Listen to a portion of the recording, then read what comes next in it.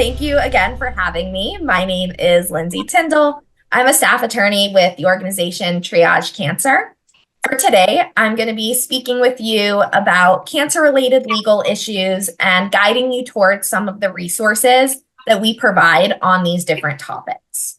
So I want to start by telling you a little bit more about our organization, Triage Cancer, and some of the services and programs that we provide. So Triage Cancer is a national nonprofit organization, and we provide free education on legal and practical issues that people may face after being diagnosed with cancer or that their caregivers may face. And we provide this education in a number of different ways. So that includes our website, where we have a ton of different resources like our quick guides and checklists if you're looking for written resources. But we also have animated videos as well if you are more of an audio or visual learner. We also host and participate in a number of educational events all across the country. So we have a monthly webinar series as well as conferences that we hold twice a year. And we offer all of these different resources and all of these different ways to access this information because there are so many different ways that the law can impact your life, whether you've been diagnosed with cancer, whether you're a caregiver, or if you're just someone who's looking for more information. So for today, I'm going to give you a brief overview of the 3 most common topics that we talk with people about. And these are health insurance, employment rights, and disability insurance. But these 3 topics are just the most common. We talk with people that are facing a number of different issues related to the law. But starting with health insurance, I want to start by recognizing how difficult of a topic this is and how frustrating it can be. So if you don't understand health insurance or how it works or how to pick a plan, you are absolutely not alone. In fact, in a study, only 4% of Americans could accurately define the 4 most common terms used in a health insurance policy. And only 40% of Americans felt very confident in choosing the right health insurance plan. And one of the reasons that we see that people have so much trouble finding the right insurance plan or understanding how it works is that we are essentially learning a new language every time we are trying to understand our health insurance. So to help make that a little bit easier, I'm going to go through a few terms here that we think are the most important for everyone to understand about their own health insurance coverage. So regardless of where you get your health insurance, so whether it's through your employer, if you have a marketplace plan, or maybe you have a government-sponsored plan like Medicare or Medicaid, these terms apply across the board. So the first term we have is the premium. And this is the cost that you pay each month just to have the health insurance plan. So you pay this whether you are going to the doctor every day in that particular month, or you're not getting healthcare services at all in a particular month. So again, your premium is the cost just to have the insurance plan. And then we have different costs from when you are actually using your health insurance. The first one is the deductible.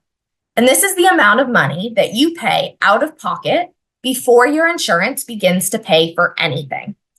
The amount of your deductible can vary by plan. So you may have as low as a $0 deductible, or you could have a several $1,000 deductible. And then we have the copayment. And this is a fixed dollar amount that you pay when you get certain types of care. So for example, if you go to your primary care doctor, you may have a $10 copayment for that appointment. Or if you go see a specialist, you may have a $30 copayment for that appointment. The amounts are going to vary depending on the coverage that you have. And that's different from coinsurance or cost share. Coinsurance and cost share are 2 terms that are used the same way. They mean the same thing. And they refer to the difference between what the insurance company pays for your medical expenses and what you pay for your medical expenses.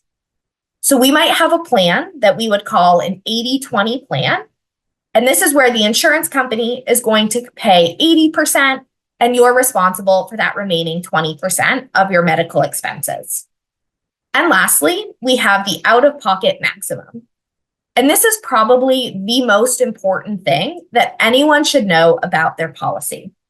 Because in a worst case scenario, your out-of-pocket maximum is the most that you are going to pay out of pocket for your medical expenses during the year. So it's a fixed dollar amount. So you might have an out-of-pocket maximum that is $1,000, or it could be $20,000. Again, it's going to depend on your particular plan. And on this slide, we mentioned that the out-of-pocket maximum includes the deductible, co-payments, and co-insurance. And that's true when we're talking about marketplace plans.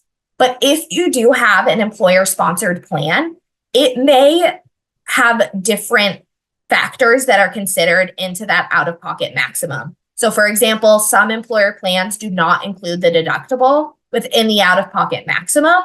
So you want to check to see what is included within that figure to help you determine what your costs are going to be for that particular year. Now, I don't know about you, but just hearing those terms doesn't really make that click in my brain. So we're going to go through an example here with Dan. So Dan has a marketplace plan that has a $2,000 deductible. It's an 80-20 co-insurance plan, and he has an $8,000 out-of-pocket maximum. Dan has just spent a week in the hospital, and he leaves the hospital with a $102,000 hospital bill. So if we assume that Dan has had no other medical expenses during the year, how much does Dan actually have to pay of this $102,000 hospital bill? So the first thing that Dan has to do is Dan has to pay his $2,000 deductible. And once he's paid that, there's $100,000 left on that bill. But now his insurance will kick in, and he has that 80-20 co-insurance plan. So the insurance company will cover 80% or $80,000. And Dan is left with that remaining 20% or $20,000. But Dan also has an out-of-pocket maximum, and he has already paid $2,000 to his deductible. So Dan only has to pay $6,000 of that $20,000 bill. Then he'll reach his $8,000 out-of-pocket maximum. His insurance will kick in, and it'll pick up the rest of that $20,000 bill. Now, with this example, I'm absolutely not suggesting that $8,000 is not a lot of money, because it is. But an $8,000 bill is much better than that $20,000 bill, which he would have had if there were no out-of-pocket maximum, or even that $102,000 bill that he started with, which would have been the case if he didn't have health insurance at all. So again, your out-of-pocket maximum can help you plan for that worst case scenario, knowing that it's the most that you are going to pay out of pocket for your medical expenses during the year. And we're going to come back to this in just a moment when we talk more about picking a health insurance plan. But I do want to mention that these terms that we just went through, as well as this example with Dan, are both included in one of our animated videos on health insurance basics. So if you want to hear this example again, or this information again, or you know of other people in your life who may benefit from hearing it, this is something that you could share with those that you think may benefit from this. Now, in the United States, when we talk about where we can get our health insurance, there are only 3 places where we can get it. So we're either getting it directly from the insurance company, which is going to be a marketplace plan, or we're getting it through the government, and that could mean Medicare, Medicaid, TRICARE, other types of military or veteran plans, or other government plans. But about 50% of the people in the US are still getting their health insurance coverage through their employer. But it's also important to know and understand what your options are. So we're going to go through an exercise And we're going to use marketplace plans as the example. But when it comes to comparing plans, you can use this method, whether it's to marketplace plans, to employer plans, or whatever it may be. This is just a way to help you see how to compare different health insurance plans. So here we have 3 plans that are available to this hypothetical person. First, we have the bronze plan, and this has a $200 monthly premium, a $6,000 deductible, and an $8,000 out-of-pocket maximum. Next, we have the silver plan, and this has a $275 monthly premium, a $2,500 deductible, and a $6,000 out-of-pocket maximum. And lastly, we have the platinum plan that has a $400 monthly premium, a $0 deductible, and a $2,000 out-of-pocket maximum. So if we assume that this person is going to reach their out-of-pocket maximum during the year, because when we are talking about the cost of cancer care, the likelihood of that happening is pretty high. The question here is if you're able to tell just by looking at this slide how much each of these plans is actually going to cost you at the end of the year and which one is going to be the cheapest. The answer is no. Unfortunately, we can't just look at the numbers as they are. We do actually have to do the math. And the way that we do that math is we take the monthly premium and we multiply it by 12, because that's how much it's going to cost you just to have the health insurance plan for the year. And then you add that amount to the out-of-pocket maximum, because that's the most that you're going to pay out of pocket for your medical expenses during the year. So when we look at this example, we see that the platinum plan ends up saving you over $3,000 compared to that bronze plan over the full course of the year. But what we see happen all the time is that people get sticker shock. They see that monthly premium for the platinum plan and think that's so much more expensive. I'd rather pay that $200 for the bronze plan. But when we understand how out-of-pocket maximums work and we take that into consideration when we are looking at our health insurance options and comparing what our different options are, you may find that one of the other plans is the better choice for you financially.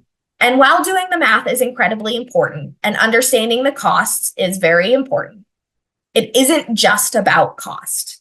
When we are looking at our different health insurance plan options, we want to be paying attention to other things too. So that includes what the network of providers and facilities looks like for a particular plan. So are the providers that you currently see in network for that plan? Are the hospitals or the labs or the imaging centers that you go to, are they included in the network for that insurance plan? And when it comes to your prescription drugs, are they covered by that health insurance plan? Are there certain steps that you need to take in order to get those drugs covered? And these are all things that you want to be considering when you are picking a plan and looking at your options. And we recognize that this is not an easy process. So to help make it a little bit easier, we have a number of resources just around picking a health insurance plan, as well as a number of other resources around health insurance. So these resources include an animated video on picking a plan, as well as a worksheet to help you go through the process of picking a plan. We have a general worksheet, but we also have one that's specific to Medicare to help take into consideration some of the details of Medicare as well when it comes to selecting a plan. Now, moving away from health insurance, I do want to talk a little bit about employment rights and disability insurance as well. And when we are talking about employment rights, there's actually a lot of places that you can go for more information about those rights. So first, there are laws that we call fair employment laws. And these laws protect people against discrimination in the workplace based on a medical condition and may give them access to reasonable accommodations to help them be able to do their job. These fair employment laws exist at the federal level, like the Americans with Disabilities Act, but they also exist at the state level. We also have laws that we call leave laws, and these laws allow you to take time off of work and provide some job protection and sometimes even health insurance protection as well. Again, these leave laws exist at the federal level, like the Family and Medical Leave Act, but they may also exist at the state level and sometimes even the county or city level, depending on where you live. But it's also important to remember that in addition to the law, we often work under an employment contract, or if we are a member of a union, we may have a union bargaining agreement.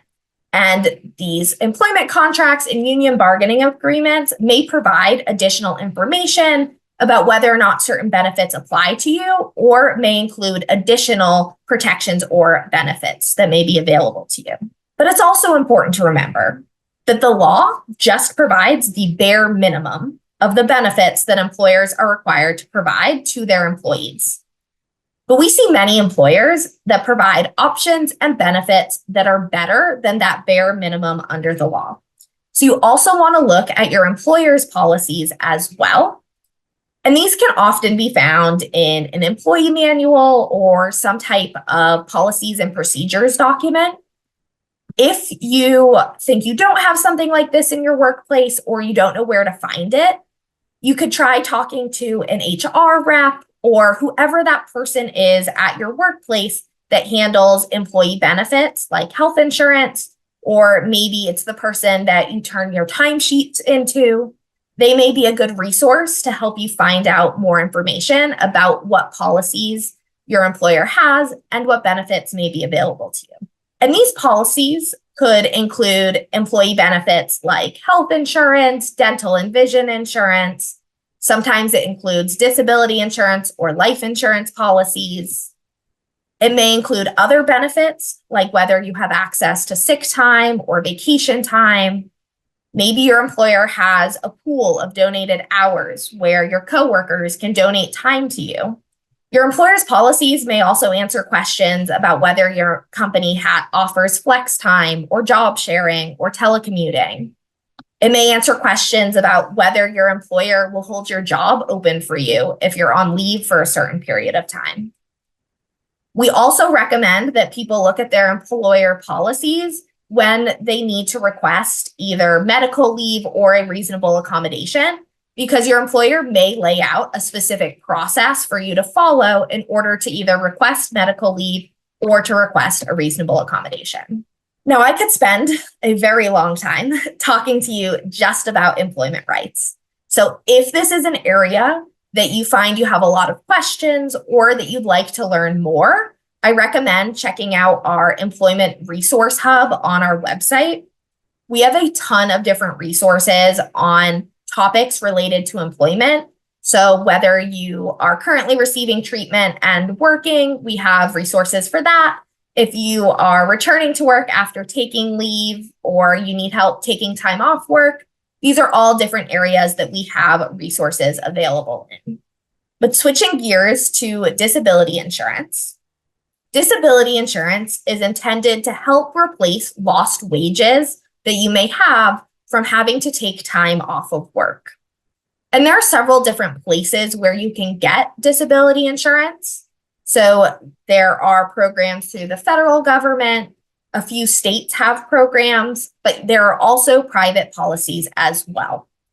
So you can purchase private policies directly from an insurance company, or you may have access to a policy through your employer, where disability insurance may be an employee benefit, similar to how health insurance is. We see all the time that people will tell us they don't have disability insurance options through their employer. But we recommend that they go back to their employee manual and look to see if they do or not. And oftentimes they do. What typically happens is it's just one piece of paper that you sign on your first day of work, in addition to all those other pieces of paper that you're signing, and you just forget about it. Oftentimes, the employer will pay the full monthly premium, so you're not seeing any money come out of your paycheck for it. And it's easy to just forget that it exists if it's not something that you needed at the time that you started your employment. So it is totally worth double checking to see if this is something that you have access to through your employer. But if your employer doesn't provide a policy, you still have the option of going to a private insurance company and buying a policy. I will mention here that it can be difficult if you do have a pre-existing condition. These policies can refuse to sell, or they may charge a higher premium if someone does have a pre-existing condition. But with both private policies that you're purchasing from the company and through the employer, they can be short-term or long-term policies. So a short-term policy is generally going to be for about 6 to 12 months, and a long-term policy is generally going to be for medical conditions that are going to last a year or longer. So as I mentioned, in addition to private policies, some states also have state disability insurance options. So state disability insurance programs typically are short-term programs that last up to a year. And there's only a few states that actually offer this. So those states are California, New York, New Jersey, Rhode Island, Hawaii, and Puerto Rico. So if you happen to live in one of these states, this can be an incredibly useful benefit. The standard of disability is typically lower for these state programs than for the federal programs, but there may be some requirements that need to be met in order for you to qualify for those programs in your state. So we've included California here as an example. But we have more details on the other states' programs available on our website. So you can see those on either our state resources page, or we do have a quick guide to state disability insurance options where we do lay out the details for all the state disability insurance programs in that quick guide. So this is something that you can view on our website. And finally, there are also 2 federal disability insurance programs. Both programs are administered by the Social Security Administration, and they're long-term programs that have a very high standard of what's considered a disability. So there are Social Security Disability Insurance, or SSDI, and Supplemental Security Income, or SSI. For SSDI, eligibility for that program is based on having worked and paid into the Social Security system for a minimum length of time. For SSI, your eligibility is based on having low income and low resources. If you're interested in learning more about disability insurance, we have a disability insurance resource hub that has resources like quick guides on SSDI and SSI, a general quick guide on disability insurance, and more. We also have recorded webinars that we've given in the past that are able to go more in depth on this topic. But as I mentioned at the start, health insurance, employment rights, and disability insurance are just the 3 most common topics that we see. However, they just scratch the surface on the various cancer-related legal issues that people may face. Some of the other topics that we see come up are related to estate planning, caregiver rights, housing rights, and more. So if you have questions about one of these topics, I'd recommend checking out our website where we have resources that cover all of these different topics and can help get you more information. But if you're interested in learning more about the 3 topics that we covered today or some of those others I just mentioned, you can attend our free Triage Cancer conferences. So our next one is coming up on May 17th and 18th. It's going to be held online, and it's a 2-day event that is open to anyone that would like to attend. We cover key information on things like how to navigate practical issues, how to minimize a financial burden of a cancer diagnosis, and how to reduce stress. If you're interested in attending, you can register for our conference on our website. We also host a monthly webinar series that, again, is open to anyone that would like to attend. We cover a number of different topics coming up in just about 2 weeks. We have one on improving access to fertility preservation. In April, we'll be talking about estate planning and more. If you would like to attend, you can register for it on our website. But if you are unable to attend or you would like to hear the information again, we do record our webinars and then we post those recordings on our website. So you're able to go onto our website and watch webinars that we've given in the past. And lastly, even though we have all of these fantastic resources and events that we do, there may still come a time when it is just more helpful to speak with someone one-on-one. So for that, we created our legal and financial navigation program. With this program, you can fill out an intake form on our website, and you would fill that out at triagecancer.org/gethelp. And from there, you'd get an email to schedule a call with one of our staff attorneys. On that call, the attorney will gather some more information from you so that we can explain what options may be available to you and talk to you about the possible next steps that you may want to take. We also offer this program in Spanish. So if you are a Spanish speaker, you have the ability to speak with a Spanish-speaking attorney. Now, that concludes my presentation for today. I want to thank you all so much for your time and open it up for questions. Sandy is wanting about the website again of how to pick a plan and how to choose Medicare. Yeah, so I actually have a resource document that I am going to send you after this presentation today for you to provide to all of your members that has those direct links that I had included throughout the presentation. Thank you so much. It was so informative. I jumped on just a few minutes late, so you may have addressed this. So as a patient advocate, I see several of the patients who are on the disability, Social Security disability, and to get a supplemental plan, which is advised if you can afford it to cover those loopholes and so on. It's a lot more expensive for people who are under age 65, I guess, because they know that you're disabled. But it just seems to me like that's. It seems like it should be. It seems like it should be illegal based on the facts that were given about they're not allowed to discriminate based on age, and yet they are, and or disability, and they are. So could you just address that, please? Yeah, so it's one of those things that frustrates us as an organization. And it's also one of those areas that we see as an advocacy opportunity in trying to affect change. So unfortunately, that typically falls state to state. So some states do have more protections in place so that people who are on disability and getting Medicare and are under the age of 65 can still access supplemental plans or Medigap plans, but not all states do. And so I completely understand your frustration. Unfortunately, there isn't a good answer right now other than this is the law as it is. And sometimes we want to change that. So it's one of those things that as an organization, we support trying to change that. But until Congress does that, unfortunately, there's only so much that we can do. Hi, thank you so much. This was so awesome. There was so much information. I loved it. I am actually heading to a job interview. I haven't worked in the past 2 years. I am considered disabled, but I still need to work like financially. How much about my diagnosis and stuff do I disclose?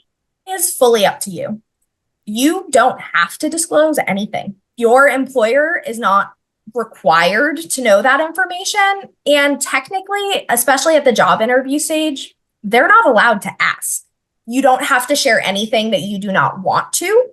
If you need some sort of accommodation, that is something you may want to bring up. But one of the things we do tell people all the time is that you don't necessarily have to provide your cancer diagnosis or the specific diagnosis that you do have. Sometimes it can be about the symptoms that you are experiencing and having a physician that's able to sign off on that rather than your specific diagnosis.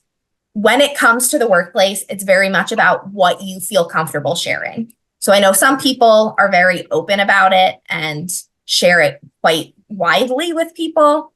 Other people don't want to share that information, and that's totally their choice. I will say we do have a resource on our website about what you need to disclose, what your employer can technically ask of you. And so I will include that in that resource document that I'm going to send over to Lynn so that you can see that as well. Elisa has asked, she said that she's collecting Social Security and working full time. She's reached the age where she can earn unlimited without Social Security penalties. If she becomes disabled, can she collect the higher disability amount that was on her statement, or is she stuck with the regular Social Security amount that she gets now, which is lower? I have a few questions. How old are you approximately?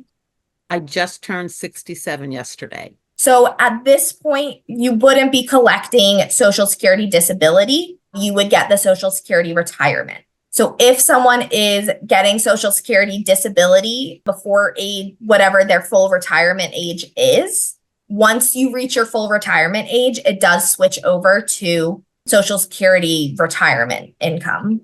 I don't think the right words for that, but it switches over. So it's no longer the disability insurance program.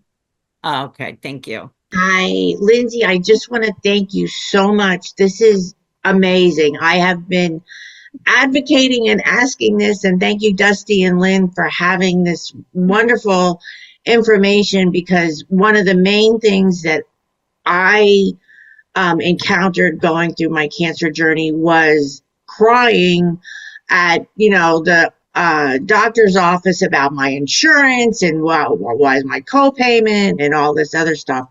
And this is really, really informative and very helpful.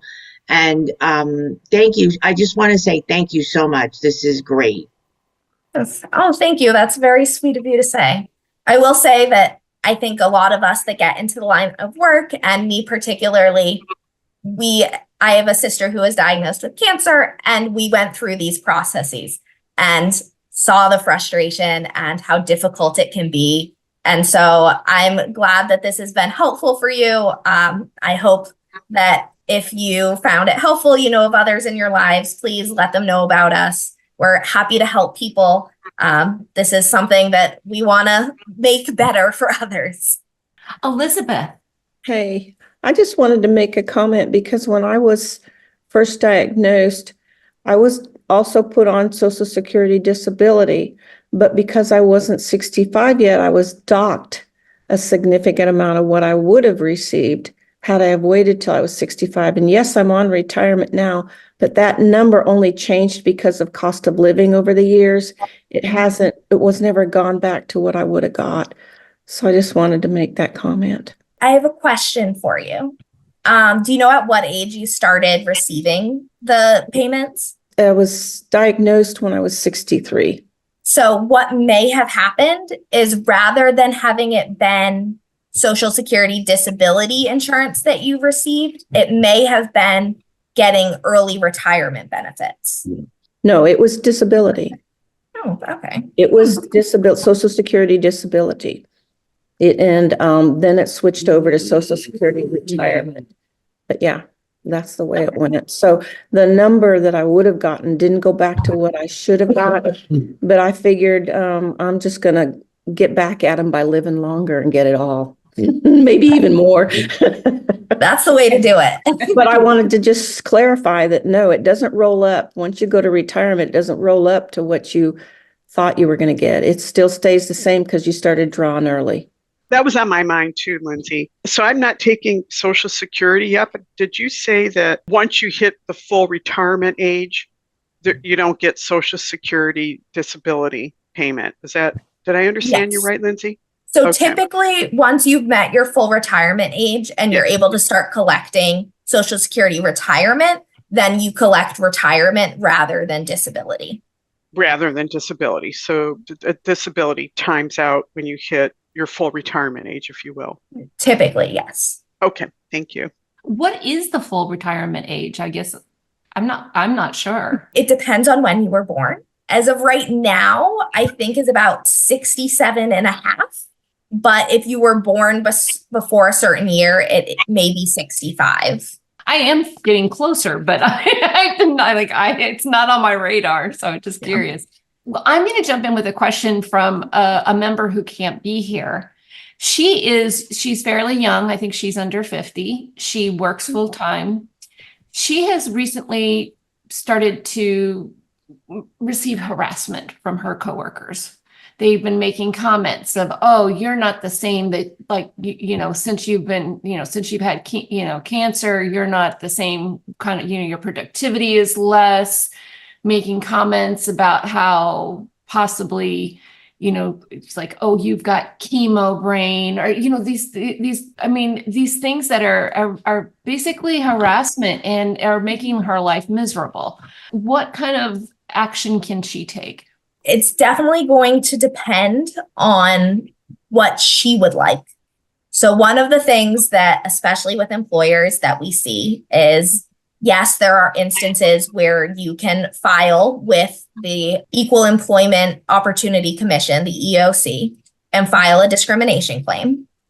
Mm-hmm. But if you intend to keep working somewhere, that isn't necessarily going to, practically speaking, create the best work environment if you do take that type of action.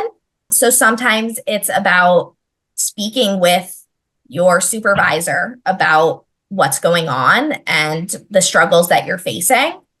But one of the other things can be, if she is experiencing certain difficulties doing aspects of her work, talking with her employer about getting a reasonable accommodation to help her be able to do what is required of her job to the fullest extent. You don't ask somebody who's in a wheelchair to walk upstairs, even though cancer isn't necessarily always a very visible disability. It can cause aspects in your life to be more difficult than it was before your diagnosis. And you can request different accommodations that can help make that process more available to you than it maybe is. One of the resources I would recommend looking into, if that's something that she is experiencing, there is something called the Job Accommodation Network, or JAN, JAN, and they have like a system where you can say, I'm experiencing struggles with concentration. And you mentioned that that's the symptom you're experiencing, and they'll let you know a list of certain accommodations that other people have received in their particular workplace. You can also put in information about what tasks you do through your work, and it can help tell you what accommodations may be helpful to you. That's usually a good starting place to finding something that maybe works for you and can help make that workplace environment more productive and better for you. But when it comes to coworkers and how they're speaking to you, unfortunately, an accommodation may not fix that, but it may put everybody on notice that this is someone who is struggling with cancer. And, we have to take that into consideration, but it doesn't make them any less of a coworker or any less important to our organization. I am going to add that this is her supervisor who is making comments to her. If she contacted you, one-on-one and explained the situation, that would probably be the best situation. Yeah, that's also 100% an option, as she can call in for our legal and financial navigation program, and she'll be able to speak with one of our staff attorneys. With more details, we can give more information on, what she actually does and all the different factors that all play into that, to talk about what might be the best steps going forward. I just have a quick question. Thank you again. It was really a great presentation, and your organization is amazing. But how do you, where do you get funding? We have a variety of different sources. We are primarily funded through sponsorships and grants from for-profit organizations. So depending on what the different programs we are providing, depends on who exactly those sponsors are. We do see a lot of pharmaceutical companies as sponsors, but we always make sure people know that while these organizations do sponsor us, they have no say over what we say. We are providing the information that is accurate, and they have no holding over that. Y'all, this is a real gift, and we truly appreciate you coming, Lindsey. It was great meeting you all and speaking to you. Again, check out our website. All of our resources are free. Our legal and financial navigation program is also free. So that one-on-one call with attorney, no cost.